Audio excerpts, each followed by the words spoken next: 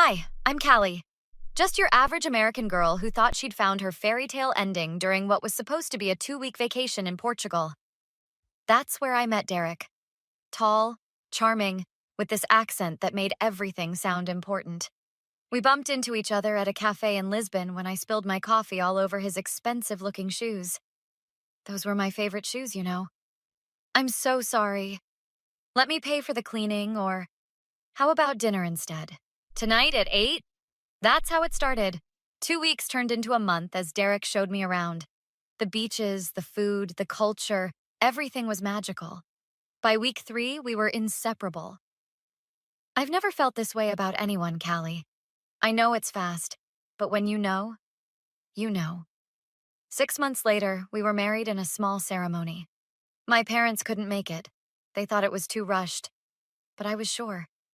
Moving to Portugal seemed like an adventure. Derek's family welcomed me with open arms, especially his mother, Vivian. We're so happy to have you join our family, dear. Derek has always had excellent taste. Our first month in their family estate was perfect. The house was massive, overlooking the Atlantic.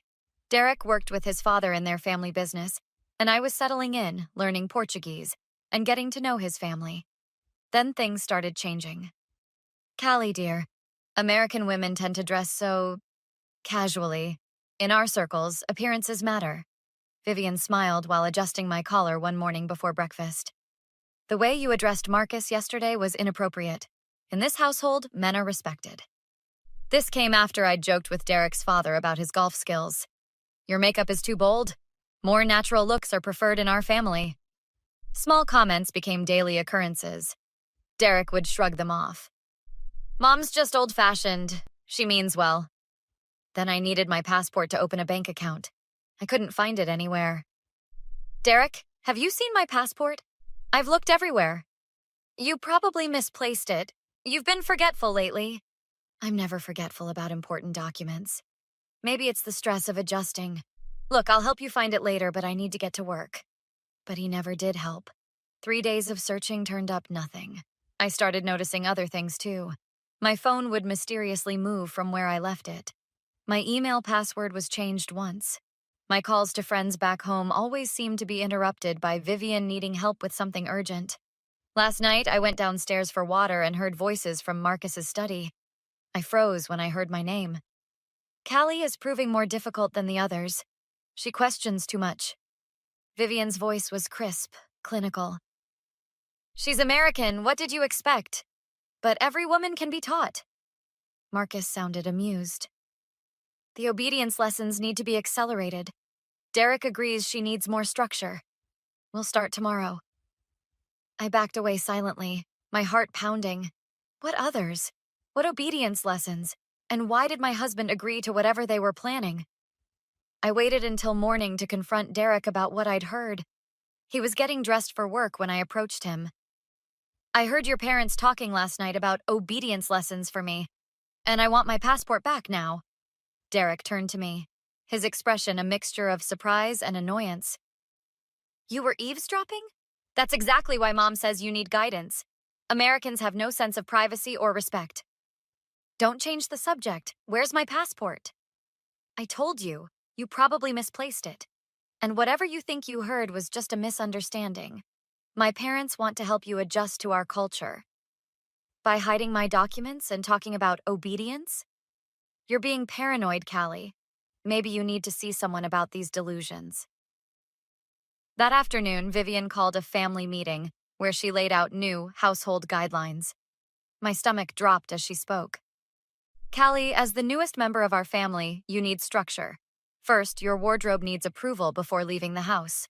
Second, meals will be taken together, no exceptions.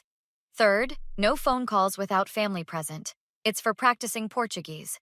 Fourth, you'll assist me with household duties daily for proper training. These aren't guidelines. They're prison rules. This attitude is precisely why we're concerned. Derek, explain to your wife how things work here. Derek just nodded. It's for your own good, Callie. Every family has rules. Over the next week, I noticed Marcus would coincidentally appear wherever I went in the house. When I went to the garden, he was pruning plants. Library? He needed a book. Kitchen? Suddenly, he wanted coffee.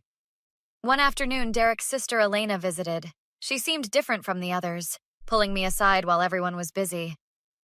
They're pretty intense, huh? Mom's always been controlling. Don't worry, I get it. Can you help me find my passport? I think they took it. That sounds extreme, but I'll keep an eye out. Just try to play along for now. It gets easier.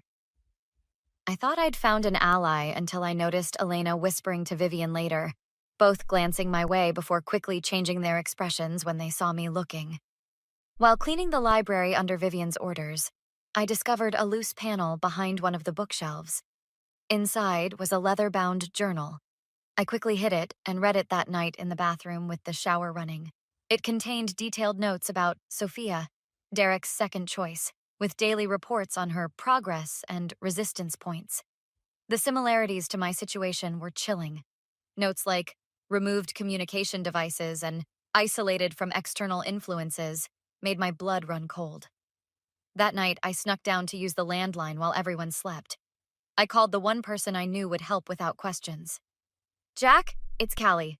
I'm in trouble. Real trouble. Callie, it's 3 a.m. What's wrong? I think I married into some kind of cult. They've taken my passport, they're monitoring me, and I found evidence they've done this before. Holy shit. Are you safe right now? For the moment.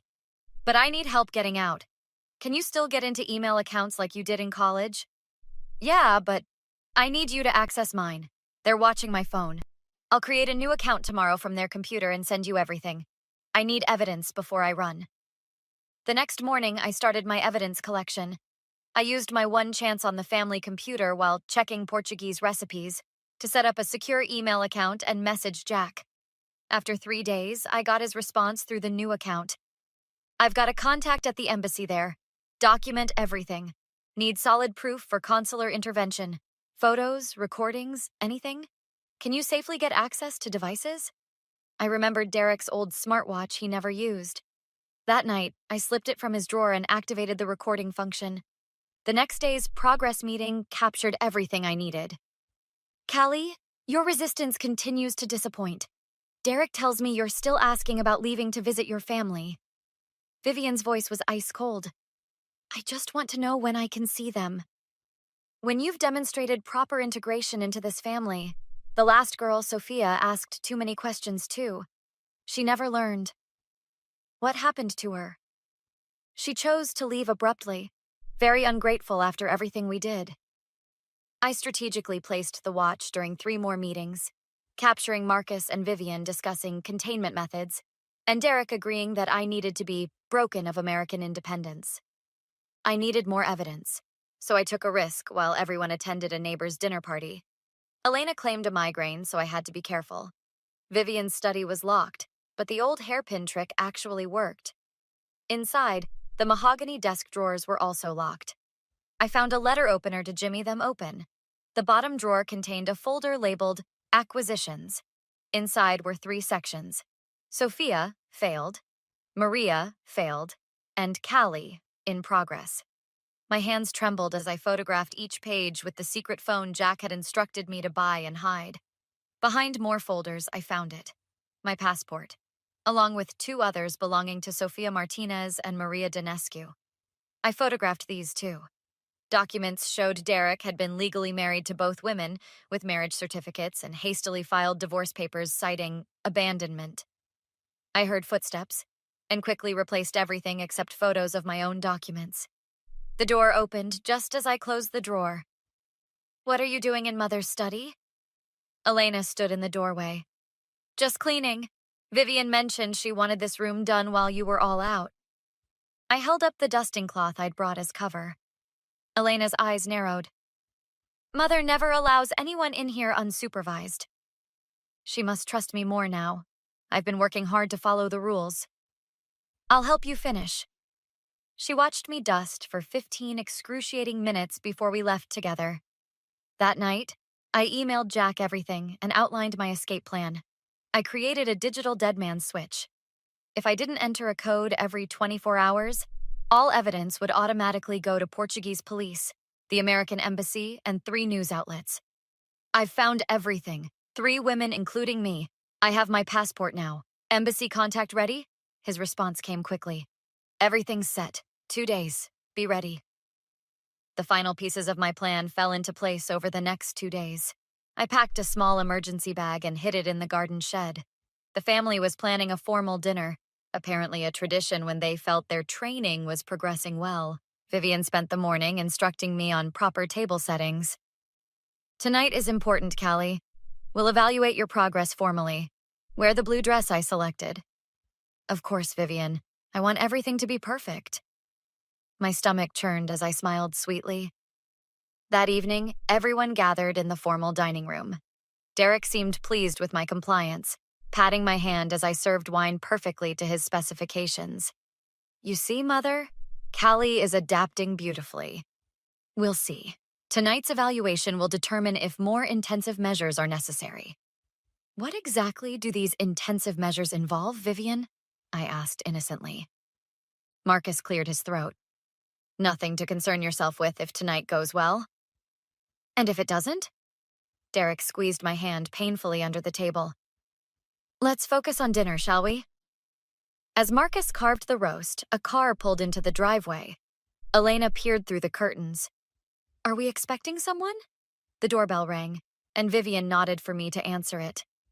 I opened the door to find Jack standing there with 2 officers and a woman in a suit. Sorry I'm late for dinner, Jack said loudly, walking in as if invited. Vivian stood immediately. Who is this man? Callie, explain this intrusion. This is my friend Jack, and these are officers Mateo and Lucia from the Portuguese Federal Police, along with Rebecca from the American Consulate. Derek approached aggressively. What is the meaning of this? Perhaps we should discuss the passports of 3 women you've kept hidden, or the detailed journals documenting your family's systematic abuse of your wives. I pulled out a folder containing copies of everything I'd found. You have no right to go through our private things, Marcus shouted, pounding his fist on the table. Private things like my passport? Or Sophia's? Or Maria's?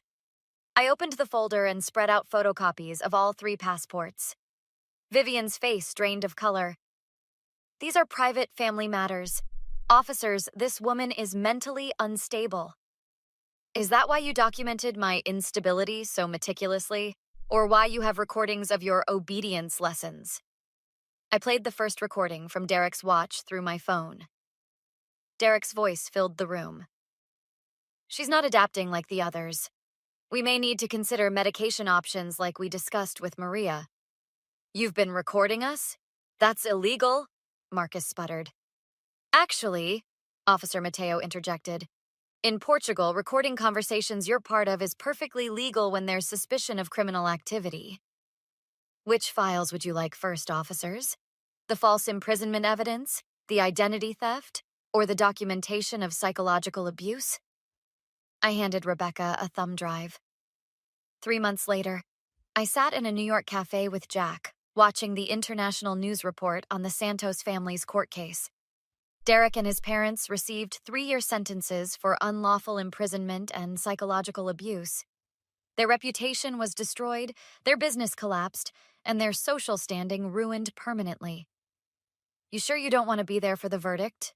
Jack asked. No, I'm done giving them any part of my life. I've already given them too much. What would you have done in Callie's position? Would you have exposed the family publicly and sought legal punishment?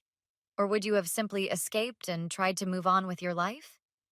The question of whether complete revenge is healing or just keeps you tied to your abusers is something many survivors struggle with. Share your thoughts in the comments below. I'd love to hear your perspective on how you would handle a situation where someone tried to control and manipulate you. If you enjoyed this story of justice served cold, hit that like button and subscribe for more revenge stories where toxic people get exactly what they deserve. New stories posted every day.